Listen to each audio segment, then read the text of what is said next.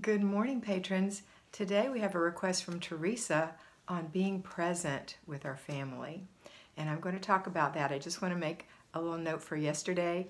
Yesterday's request, which was incorporating laundry and the family, that was from Allison.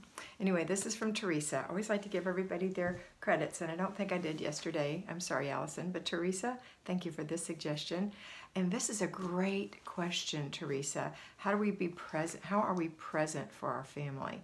And it comes from a conversation we were having, I think on YouTube, about perfectionism and how family can be ignored because you're so worried about getting this thing done, about cleaning the kitchen perfectly or doing the bedroom perfectly or cleaning the sliding door glass track perfectly.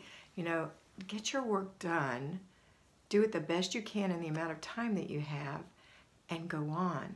Your family is waiting to be part of your life. And if you're so busy concentrating on getting your house cleaned, then that becomes your priority and your family becomes secondary. And they can feel that.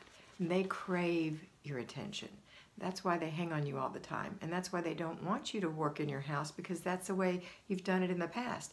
You've let it go crazy, and then you think you must clean it really, really hard, really, really forever. And that's why they don't want you to do that. Once they discover that you can be present with them and get your work done in a short period of time, they will be encouraged by that, and they may even help you. Don't even ask in the beginning. In the beginning, just do the things I ask you to do. Stop when I ask you to stop. Complete your process. Don't dawdle. Get it done, and have the rest of the time with your family. My mother was a perfectionist, is a perfectionist. I'm a perfectionist. My mother didn't realize she was a perfectionist. And she would say, okay, I'm going to clean the kitchen. And she didn't want us in there. She wanted to do it by herself quietly. You know that feeling? I know that feeling. You want everyone out, you feel like you can get it done better without everyone in your way. And so I would go into the den, which was right next to the kitchen, and I would start to watch a program or whatever. And something would come on that I knew she would enjoy. And I would run into the kitchen and say, Mom, so-and-so is on TV. Hurry, come watch it with me. Okay, I'll be there in a minute. And she kept going. And she kept going, and she kept going. Mom, he's almost off. I'll be there in a minute. And she kept going, and she kept going, and she kept going. She kept going until I had to go to bed, and I wouldn't have my mother to enjoy things with me. And that wasn't just an uncommon occurrence. That was a very common occurrence, because her perfectionism stole her from me. And it also stole me from her.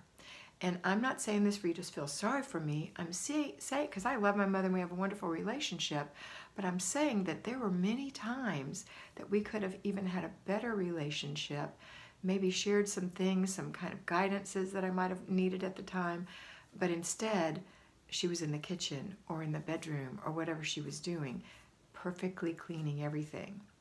And you know what? When I walked in the house, my house was pretty and clean.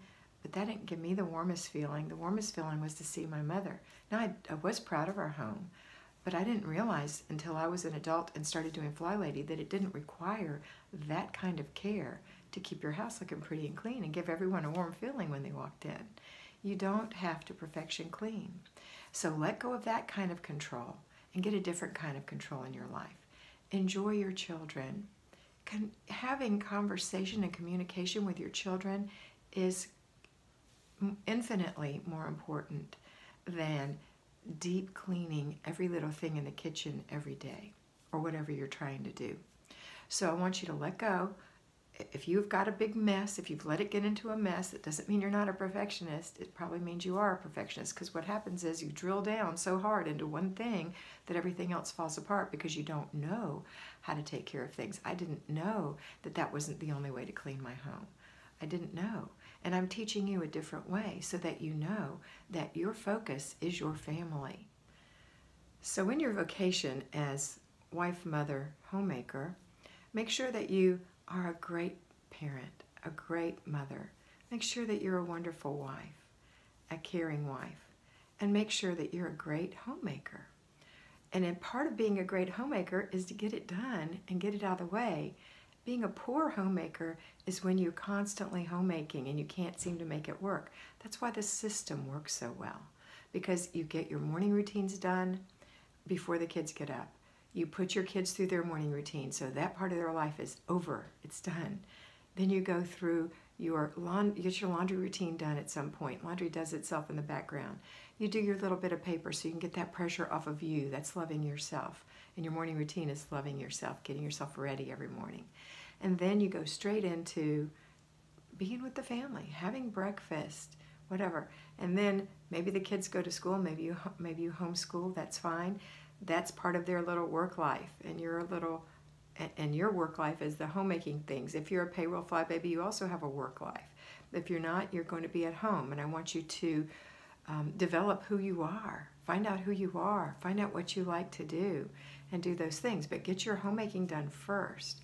So the next thing you're going to do is go straight into your zone and get that zone done. Once you've decluttered, a zone is 10 minutes of time. 10 minutes. 10 minutes. Deep clean one thing. But your routines take care of all the other things, because you're going to do an after dinner routine, which is just a few minutes with the family helping. Don't be that person who has everybody out of the room.